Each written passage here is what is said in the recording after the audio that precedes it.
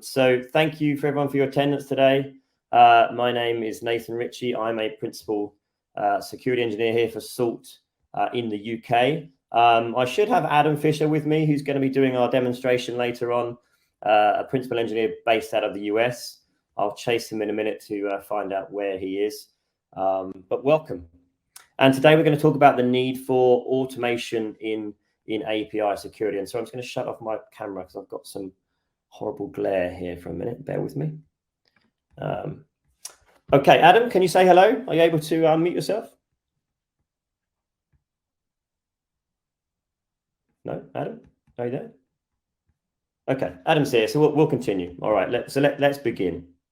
So, let's start with some background on, why we're here today and what we're talking about today. So it used to be that, software was eating the world. This is a quote from Mark Dreesen from, over 10 years ago now, and it really was meaning around software was a general disruptive force in driving business.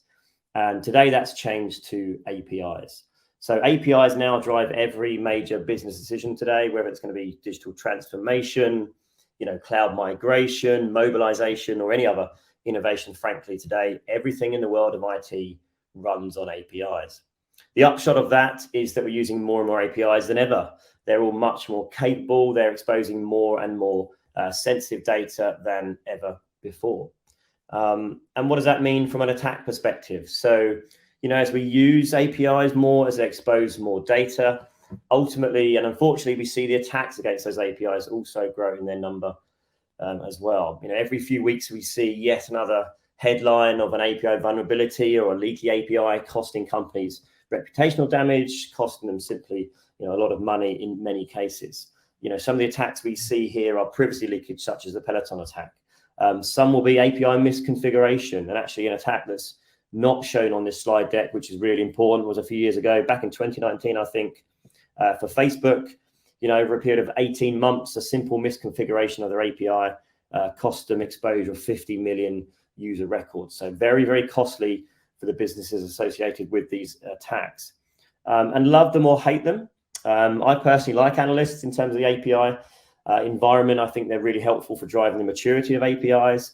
But back in 2021, Gartner made the very bold claim that by 2022, so the year in now, API abuses would be the most frequently attacked vector. And I can tell you, unfortunately, with confidence, that's certainly borne true. So for businesses out there, that's not a great stat. For SALT, it really helps with our maturity and our business model moving forward. And SALT has our own security research team, and our own research shows that malicious API attacks have grown 90%, across 2021 to 2022.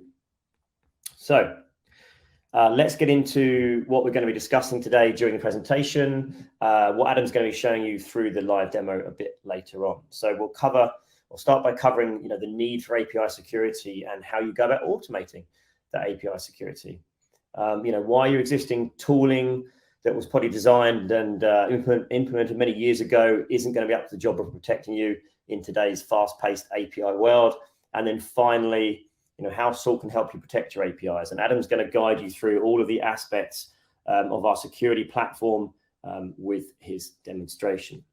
So let's go for a bit of a history lesson for you. Very exciting, I'm sure. So let's look at how the attack surface or the visibility into APIs have changed from where we were before a few years ago to where we are today. So, a few years ago, APIs were pretty static. Companies didn't have many APIs. Those APIs weren't really publicly exposed. They didn't change that often. A lot of companies didn't follow a fast-paced agile development framework approach that they have now. If we then compare and contrast that, to today, we have thousands of APIs. We have internal and external APIs. We have third-party APIs in usage. And, a lot of businesses now do follow that, agile development framework. They change very, very quickly. And the rise of the microservice architecture means we now live in a world that changes very quickly and exposes more data and ultimately creates lots and lots of blind spots from a security perspective. And the attacks themselves over APIs have changed. It used to be very much a case of what we call a one and done attack against an API. So it would be an SQL injection attack. It could be a cross-site scripting attack. And what does that mean? It means, an attacker is going to be performing a series of unrelated attempts, essentially, until they find one that works and then exploit that vulnerability and off they go. So an attacker is looking for a vulnerability at your edge, your firewalls, your WAFs, testing different payloads, and these are very, typically very easy to detect and very easy to block with your existing tooling. If you compare and contrast that to, what we see today, the attacks are very, very different. We see today what we call business logic attacks, and that's a lot of what we see here at SALT during our research and from our customers on the platform. And this means an attacker is spending time, probing, they're analyzing, they're performing reconnaissance over time to understand the map of your API estate and figure out where you've got vulnerabilities, where you've got gaps. The attacker is going to be looking and hopping around multiple APIs versus, one API that might have been in the past. They're going to look at various different endpoints under those APIs. They're going to look at your third-party APIs. And essentially, they're trying to make small changes to manipulate data over time that leads to an exfiltration of data. And I think the hardest thing certainly to spot about API attacks today is that the structure of those API calls looks completely legitimate. And this means it's going to be easily missed by your existing tooling. Okay. So if we relate that to, what does that mean to customers? What does that mean to a business? We have some really difficult questions that those businesses need to be able to answer. And the first one of those is, how much or how little do you know about all of the APIs you have running in your environment, in your estate? And where have you got sensitive data being exposed? Now, if I look at my experience only when I speak to prospects and customers and businesses, I would say less than 10%, and even that's a high number, in many cases have an idea about what they really have in their environment. So it's quite scary out there. There's a lot of immaturity in terms of API security and the strategy around API security.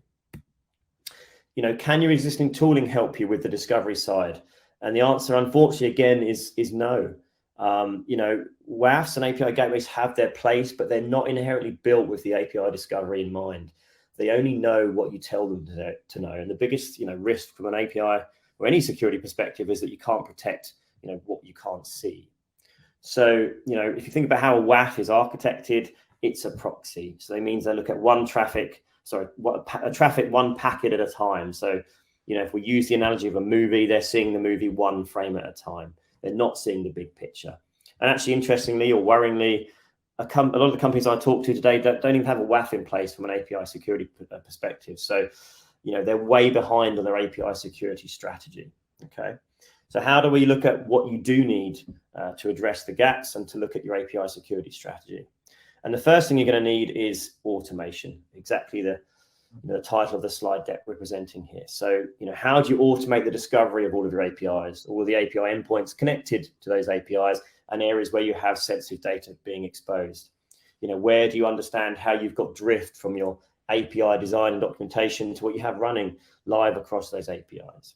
And then how do you understand how your APIs are architected, how they're used, the business logic of your APIs? So, what format is the API in? Is it JSON? Is it SOAP? Is it REST? Is it gRPC? And so on. What are the parameters used in the request and responses for API?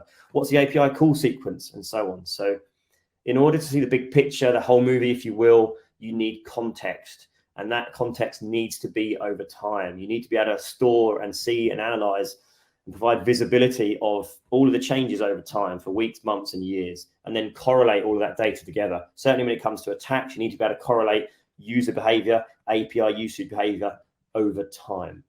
If we relay all of that back to the business decision-making process, you can ask those same difficult questions to your customers.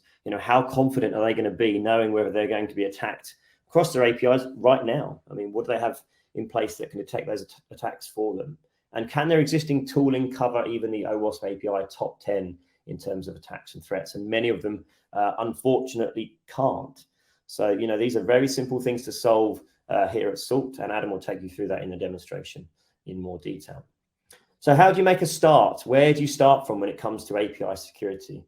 And the first thing should probably be documentation and development of APIs according to a certain standard. So hopefully you're developing to Swagger or an Open API spec for documentation, design of APIs, and documentation is really important, and developing to a standard is really important. If you look at the operational usage of APIs, how APIs are going to be protected, making sure you don't have any misconfigurations in your APIs, making sure the calls operate in a certain way, and so on. And as you can see on the slide here, Making sure all the parameters you set are correct, and making sure you restrict where sensitive data may be used across those APIs. And this is actually a screenshot of what Adam will show you later in terms of the parameters that we can see inside an API request and response.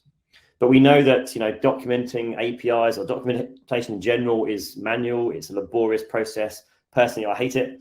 I don't know anyone that likes writing documentation. So how do you monitor the drift between what you've designed and documented to be there in your APIs and how they're configured and used versus what you have in runtime?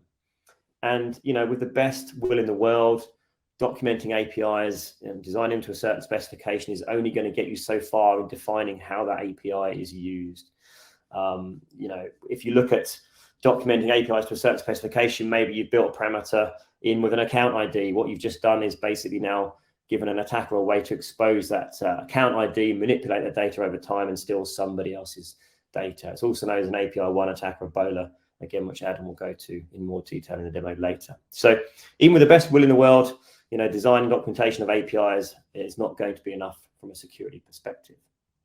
So what can you do? What can you use to help you better protect APIs? What about API gateways? So, we've talked about WAFs. We've talked about how you need visibility into APIs and their usage and the parameters underneath them. We've talked about, the gaps in discovery and the gaps in detection and prevention. But what about API gateways? So for us at Salt, we see API gateways as a really useful tool, but they're ultimately designed for traffic management, for rate limiting, for blocking, signature or known attacks and providing access control and so on. But there's, a very big gap in terms of the overlap where we have the functionality with Salt for API detection and prevention. So, discovery at Salt, discovering all your APIs, all the endpoints, all the parameters of sensitive data, showing you where you have shadow APIs, shadow endpoints that either aren't supposed to be there or are not accepting traffic anymore, but are still accessible and maybe a risk to the business, where you've got sensitive data leakage in the environment. So having that discovery piece is something that only something like Salt can show you. The runtime protection, having that user behavior analysis, having that baseline of pattern usage over time, stopping the OWASP API top 10 attacks, very simple stuff for us here at Salt. And then finally, the shift left piece, going back into the business to help them remediate gaps, remediate issues, remediate misconfigurations, blocking attacks automatically that we see from a user over time, from an IP, from a single device ID, from a single user. So whilst we do see API gateways as complementary to Salt, we certainly think you need something a bit more advanced when it comes to the long-term security of your API strategy. So let's move into how and what Salt is and how it's architected. And then I'll hand over to Adam for the demonstration. So I'm going to start at the bottom and build up really the layers of the cake here, if you like, in terms of the Salt architecture. Now, as I've spoken about in the presentation, visibility is key. So seeing all of your traffic, all of your API traffic, external to internal, microservice, so east to west, and anything where you're reaching out to third parties. So in order to do that, we need to plug into your environment in various different ways or locations, if you like. So we need to plug in at the edge. So we can plug into your load balancers, your F5s, your Nginx, for example. We can plug into the gateways I've just spoken about, the Kongs, the MuleSoft, the Apigee environments that you might have. We need to plug into your cloud environments. So we have native plugins for, AWS, for the gateways, for VPC mirroring, for EC2 mirroring, the same things for Azure and for GCP, where you've got Kubernetes, where you've got clusters, where you've got Sidecar, where you've got pods, where you've got Docker. Typically, we have a configuration or a way to plug into them in a very easy policy-based driven format. So again, typically no agents, no additional work on your side to plug in. And we have 50 or 60 different ways of plugging into a customer's environment and collecting traffic. And then what do we do with all of that traffic? It's very much useful to have a way of collecting traffic, but how do we analyze it and what do we do with it to provide security and context back to you as a customer? And that's where our big data engine comes in. That's where our machine learning and AI comes in. And we've patented this approach here, as you can see here, calling it the ACE architecture, the API context engine, as you were. Now, if you think about how you scale up API usage over time, some of our largest customers here at Salt have billions of requests and responses going through the service on a monthly basis. If you think about, an API request might have 50 different parameters inside in terms of breaking that down into its structural metadata. So times that by the number of billions of requests we see on a monthly basis, that's a huge volume of traffic to be able to analyze, to look at, to spot and detect attacks and behavioral patterns of attackers. And again, you can only do that with cloud. You can only do that with big data and with AI and ML. So our architecture is fundamentally the differentiator for us at Salt, and it's really important in terms of the security for APIs going forward. So once we have all that data, what do we do with it? And we provide three key pillars of capability, essentially. The first one is the automatic and continuous discovery of all of your APIs, all the endpoints connected to those APIs, and all areas of sensitive data. And the great thing here is that this happens automatically. There's nothing to configure, no policies to tune, no rules to configure. This just happens automatically. We plug into the environments we've spoken about at the beginning of the presentation here, and the rest learns itself ongoing forever. The second pillar is the attack detection and prevention. So as I mentioned, baselining that usage of an API over time, when is the API used, from which IP, from which device, by which user, how much data is accessed, is it internal or external? You get the idea. So we apply hundreds of behavioral attributes to the patterns of usage for both the API and the users of the APIs, and then we can baseline and fingerprint that API usage and start to look for anomalous behavior over time. And again, having the ability to look at data over time, so over weeks, over months, in cases over years, something you can't do in a VM, essentially, means we have that visibility. We have that ability to provide correlation and context to the data that we see and the attack detection capability that we have. And lastly, how do we help a business or a customer improve their security posture? So how do we help you analyze how your APIs are designed and documented, where the drift from that design and documentation is in your runtime APIs? How do we help you to discover misconfigurations or issues with APIs? And how do we help you to remediate those issues? And again, we have these capabilities built into the product, which Adam will show you in a minute. And again, if you look at the shift left piece where we look at the design documentation before you get into production for APIs, how do we help you to, let's say, simulate attacks against those APIs in a UAT or dev environment before we get into production? So here at Salt, we think we have, the full encompassing service to help you discover automatically APIs and ongoing, help you to stop attacks and detect them, and help you to improve your security posture going forward to close the loop. So with that said, I'm going to stop sharing and thank you for your time. And I'm going to hand over to Adam. And let's go into the demo. Awesome, guys. Let's go ahead and get the party started. Really appreciate everybody's attendance here today, and thank you, Nathan, for that excellent walkthrough.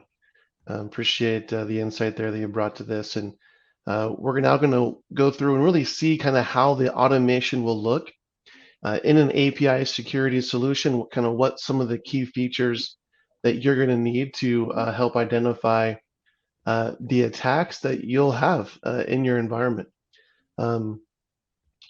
Yes, please post any questions you have to the chat window. That would be great.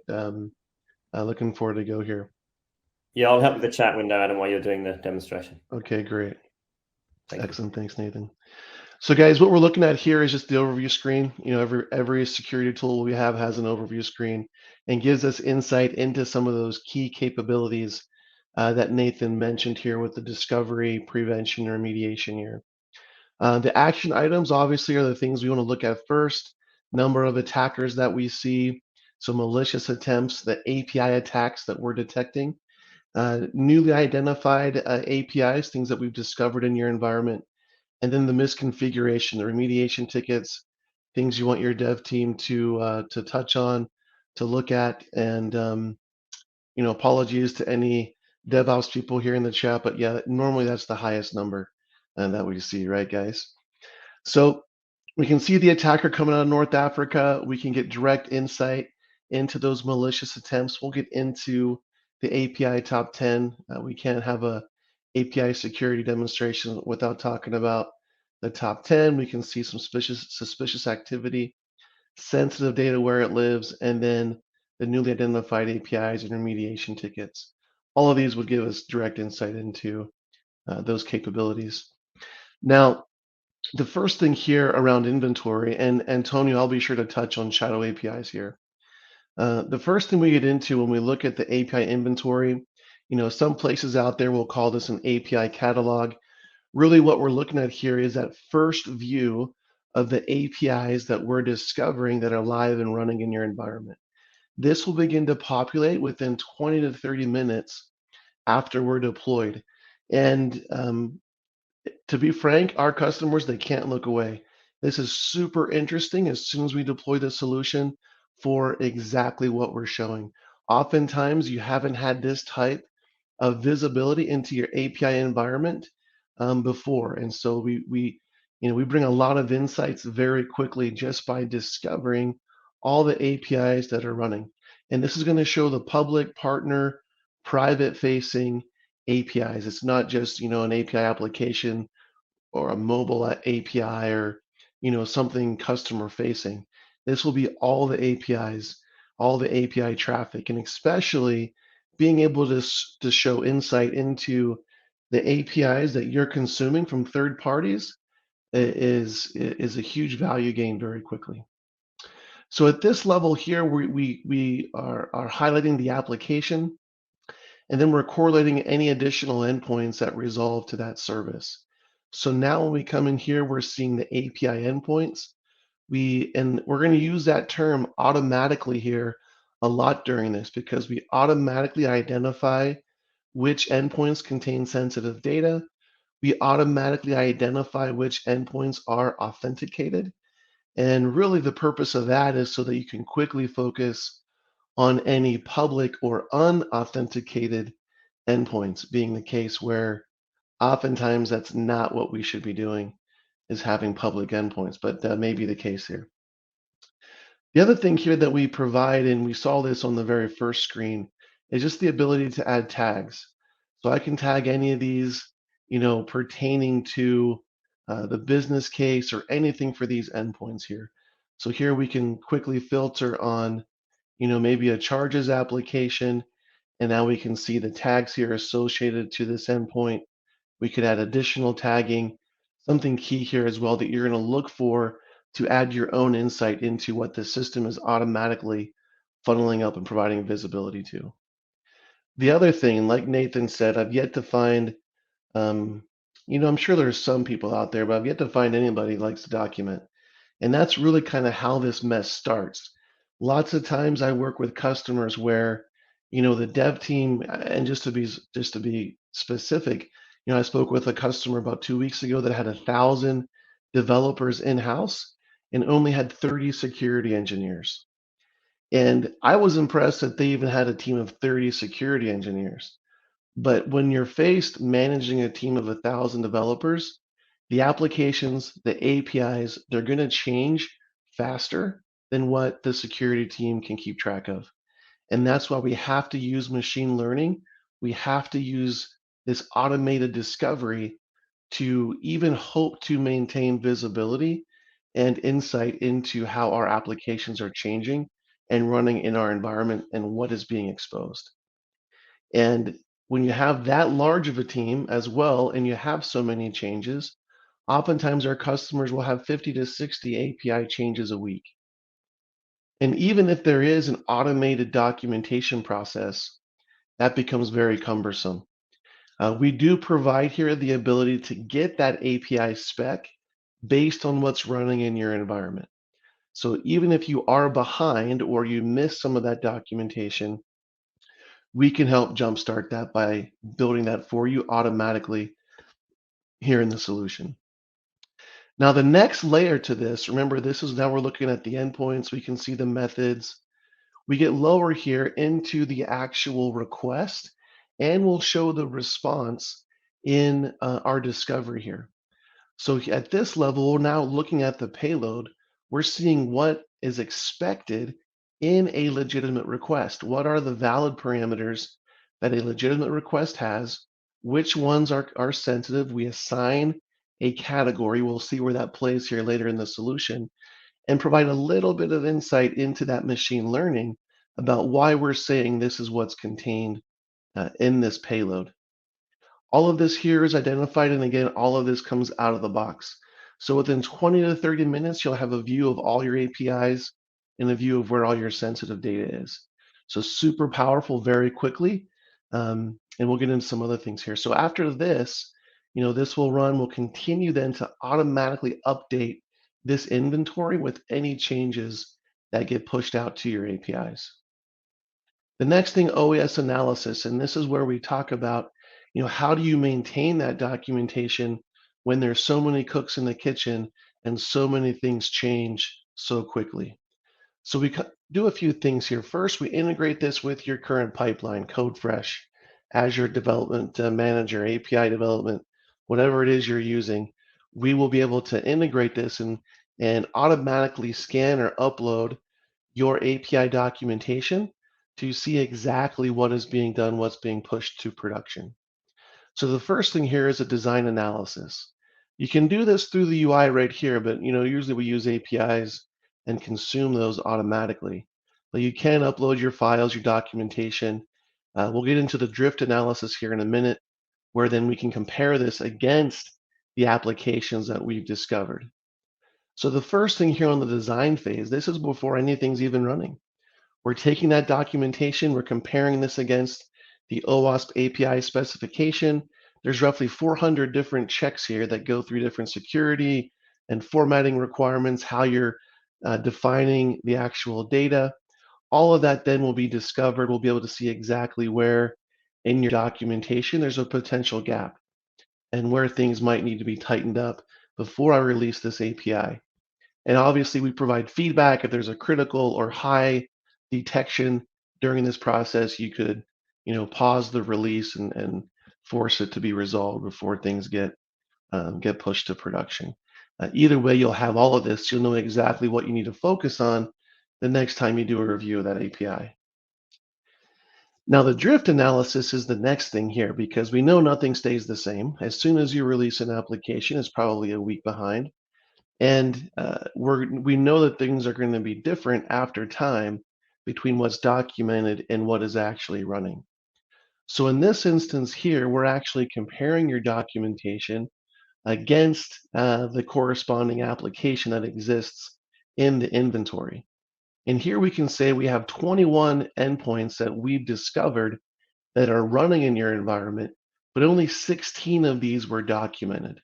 That means now we are looking at 5 shadow or rogue APIs that exist. Either these are things that are running that are not documented. And why aren't they documented? I'll give you 2 reasons. Number one, because it's exactly what it says here. There's a drift. These things, these APIs are pushed, they got released, never made it into documentation. Sometimes you might have a series, like a production flow that just maybe in CodeFresh or something missed the automated documentation process or something and got released without being documented.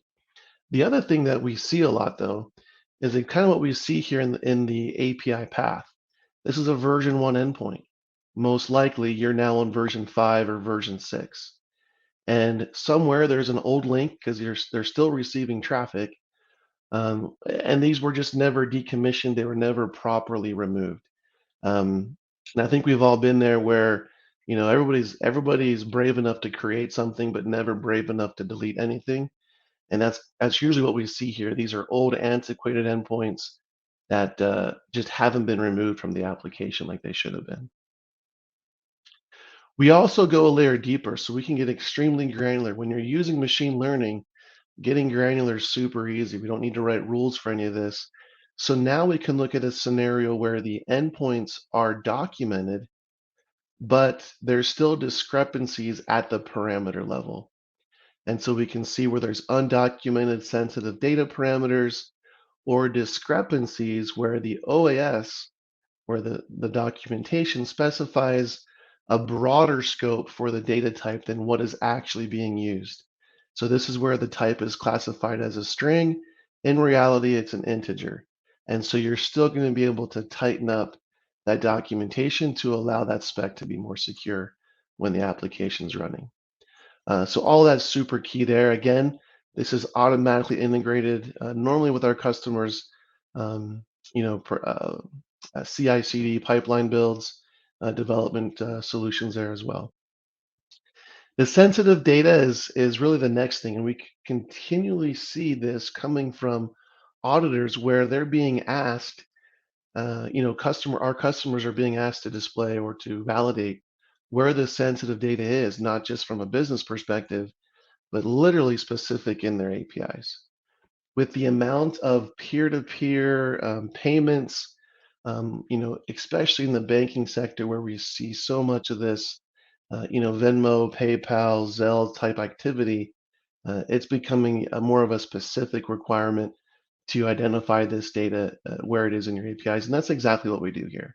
There's nothing dangerous about this dashboard. There's nothing here that's, paints a bad picture of your environment. It's just where your data is. And we can see this in the request and in the response.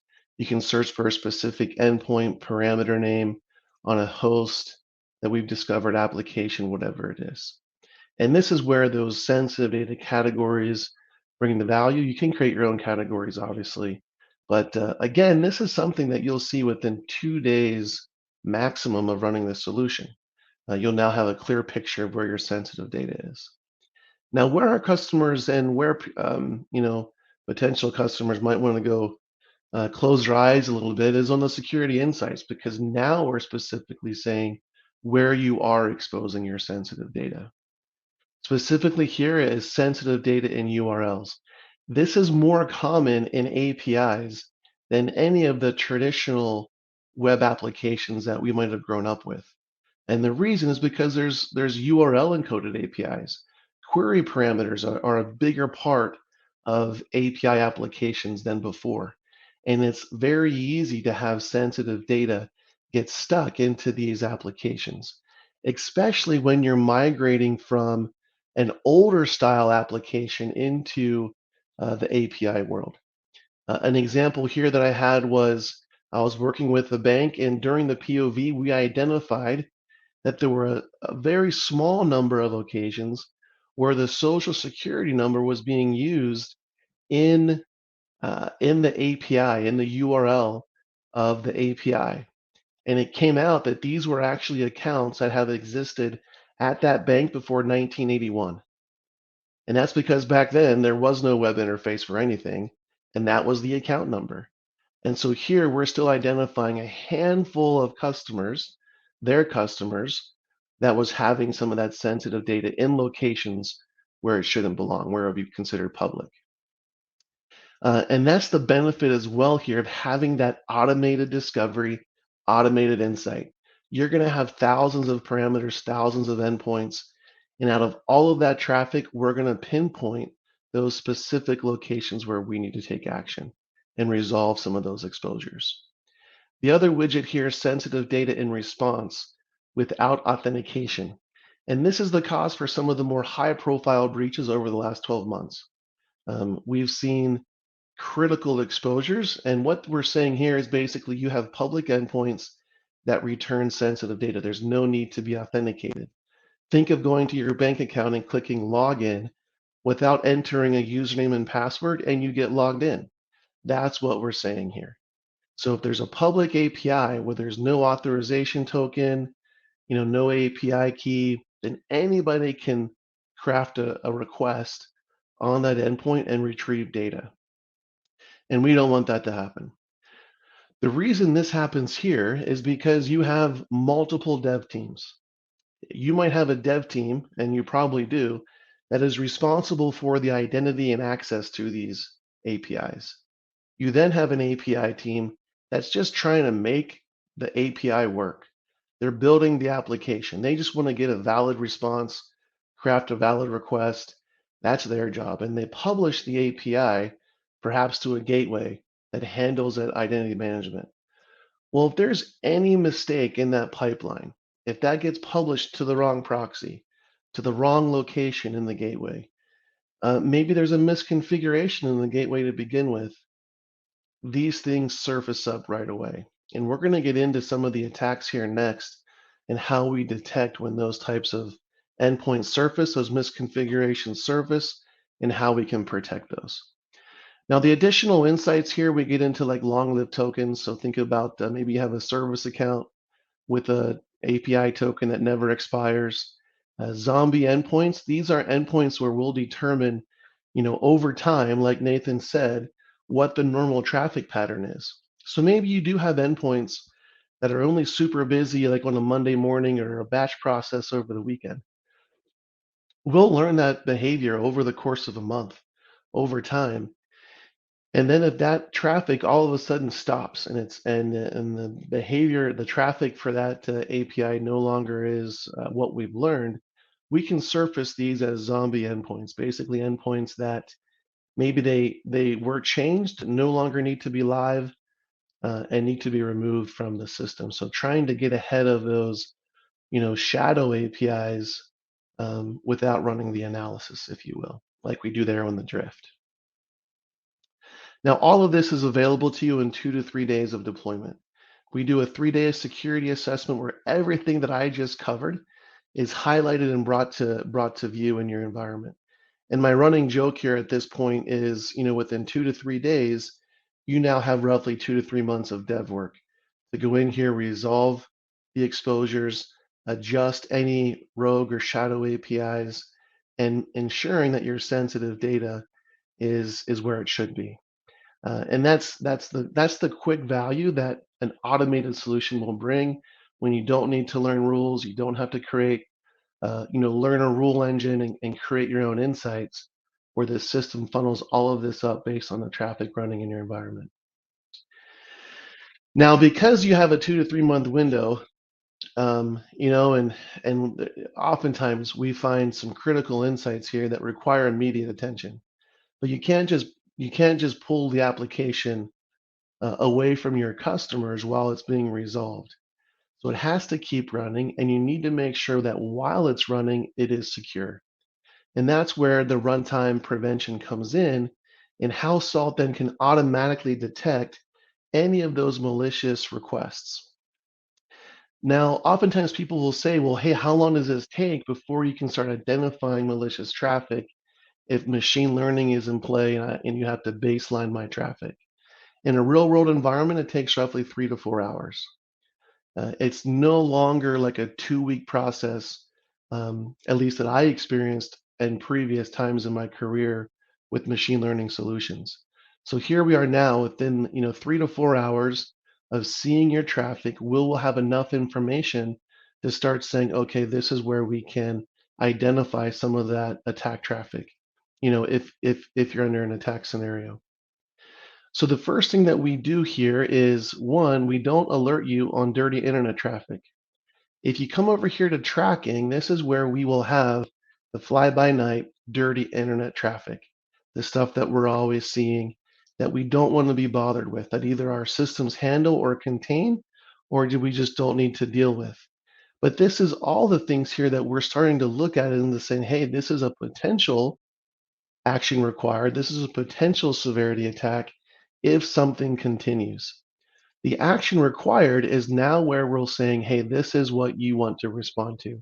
Your high severity, these are the alerts that we're going to send to your SOC team, notify you on Slack about, wake you up and say, hey, please look at this. You're under a real attack. It's not just script kiddie stuff or fly by night stuff. And the way that we do this here is another way that we help want you to take immediate action and then also not flood you with nonsensical alerts here. You'll notice here that we're correlating the number of attempts back to what we refer to here as an attacker fingerprint. This attacker fingerprint is the single source or the key identifier that we provide you to say that, hey, you can block the attacker. We want to get out of this scenario where we block attack types. In the traditional security tools, it was focusing on the specific attack type that you want to block. And doing that created this cat and mouse game where if I blocked one attack type, the attacker would just go to the next attack in his playbook. And if I blocked that attack type, he would go to the next one. And as security professionals, we've all been in that scenario where you're in that cat and mouse game and you're just hoping eventually the attacker gives up and goes away. So at Salt, we don't block on attack types. We realize what scenario that puts you in. We want to stop the actual attacker. And so by identifying this attacker fingerprint, and we can see it can be any number of things, we automatically determine what the best option is to stop these types of attacks. So when we come in here and look at this attacker, we don't have to create rules for a specific endpoint. And we're not concerned with, even though we categorize to the API top 10, we're not blocking attack types. We're going to stop the attacker.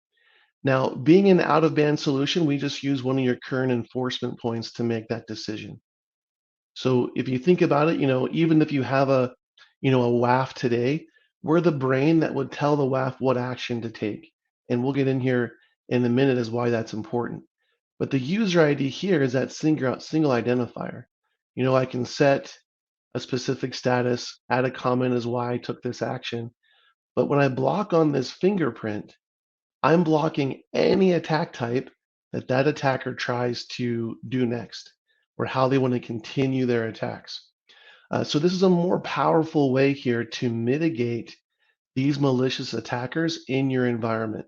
I mean, in this case here, the attacker would literally have to go compromise a different user ID to continue these malicious attempts. And so we found our customers here have a greater success ratio in mitigating those attacks the very first time. And literally the attackers pack up and they're done. I'm going to come over here to the timeline next, and this is where we can then see each of these individual attacks that were launched from this attacker. Now, I showed you the manual step here to take that action.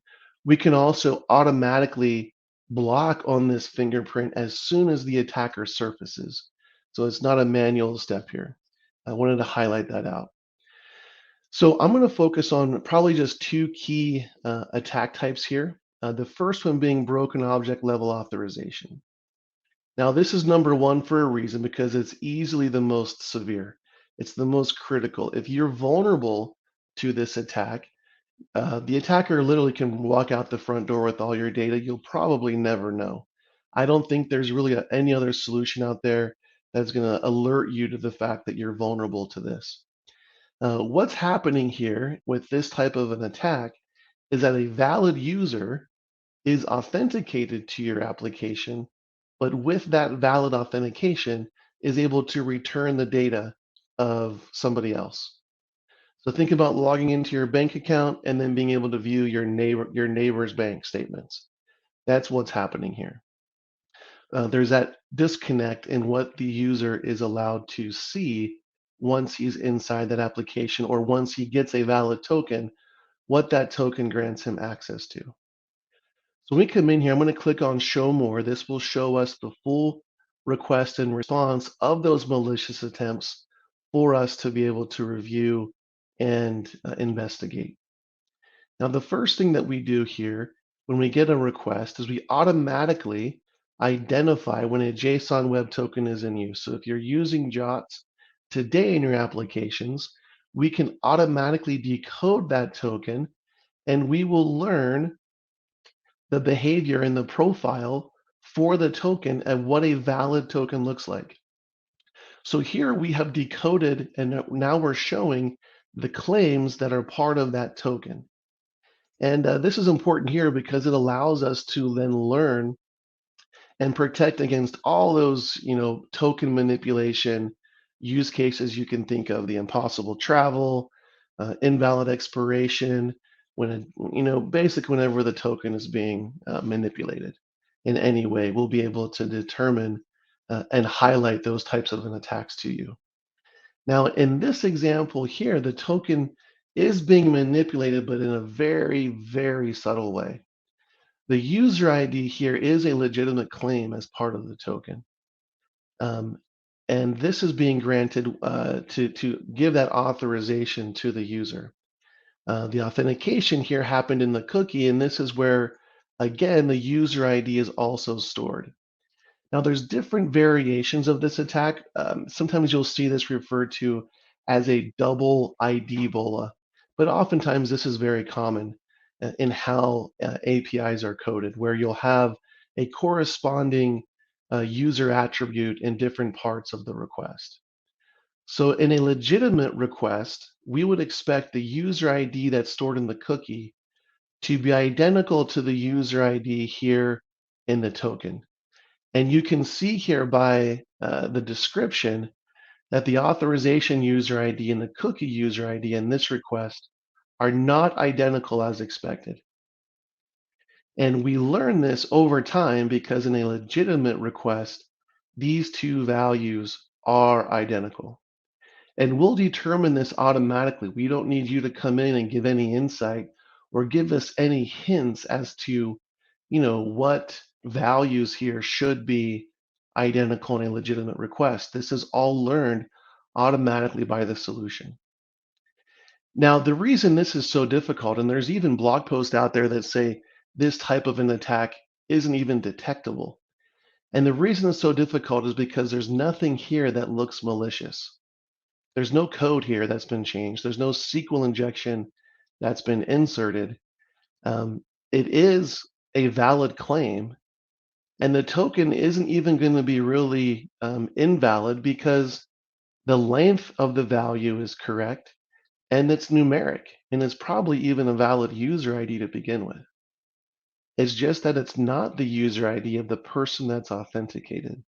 And so here the attacker is requesting the data of a user that he is not authorized to see. And obviously we get a 200 response, meaning it was successful, everything's good. So without this type of deep knowledge, deep insight, and like we say here, and what Nathan said, the context of how your APIs are used, you won't even have visibility into this type of an attack today.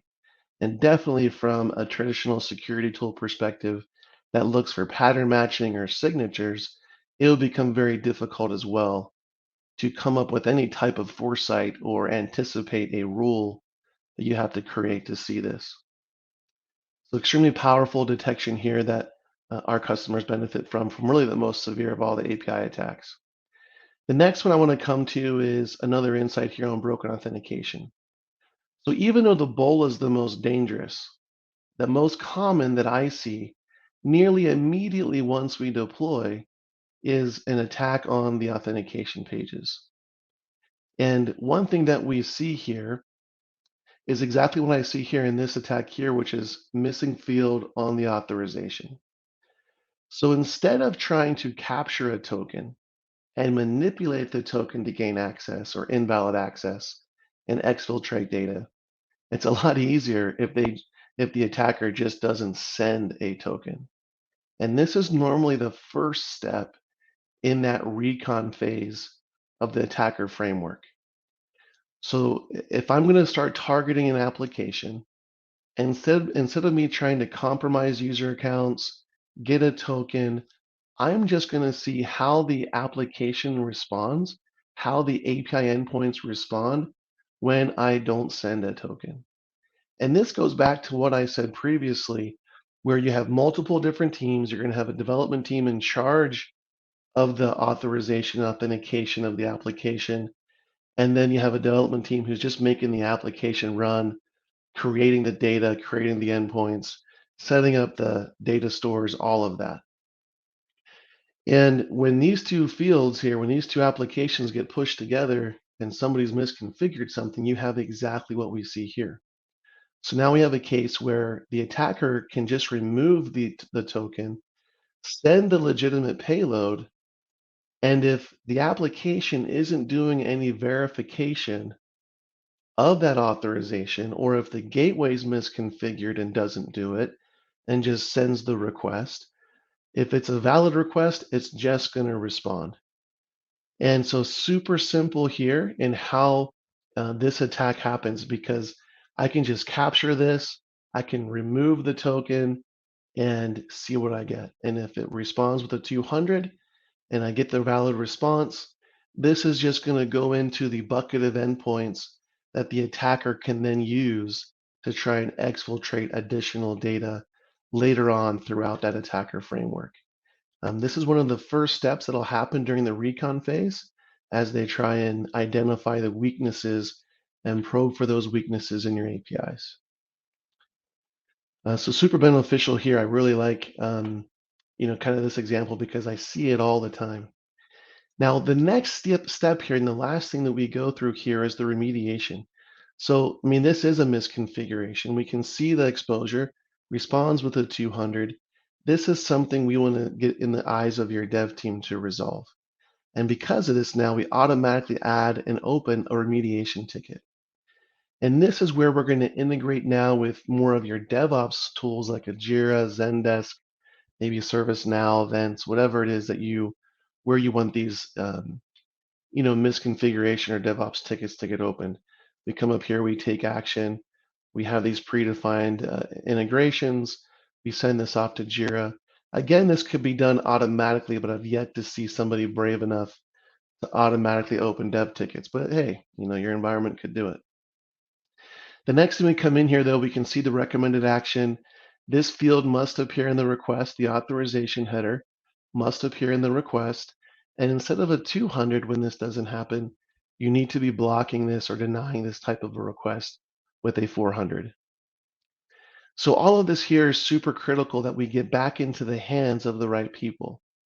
Now, this is the individual ticket. When we look at the full dashboard, we can see all of the tickets that the system opens up. I'm not going to lie, sometimes in the beginning, this can kind of be almost, overwhelming, and we can work with you to help adjust maybe some of the sensitivity here, but we always find quite a few misconfigurations that the dev team will need to be alerted to. So to help you with that, obviously, we sort these by severity. You can do these by high. I've got a lot of customers that set this up so they see this by endpoint. So I view this by endpoint. Now I can see which endpoint we've determined needs the most love and attention. And sometimes that's the step that we take first. All of these here come up with the action recommendation. Make a comment, open this up, mark it as in process if you're working on it. We do have bidirectional with Jira, so if you close it in Jira, it gets closed in here, and you don't have to keep going back and forth between those two systems. So again, when we look at the full API lifecycle, everything from discovery to prevention, remediation, you want to have automation. That's the key thing that we're saying here. In this solution, there's no need for rule writing. You're not learning a new, custom vendor specific rule writing language or interface or UI. All of this is done with the machine learning just by seeing your traffic. Once we identify those APIs, the rest of the solution runs and continues to be continuous. I really appreciate everybody's time. That's the time I've got. If there's any questions, we have a bit of time for Q&A. Please reach out here with Darlene. Love to get you guys a $100 gift card for your participation today. And hope you guys really enjoy the conference and blocked out some time to learn more about APIs. If there's anything else here you're hoping I would touch on, just let me know.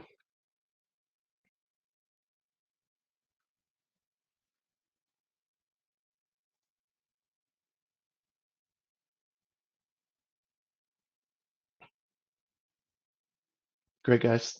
Thanks for everybody's time today, and looking forward to speaking with you again. Look for me on LinkedIn. I love to connect on LinkedIn. I'm always looking for good connections.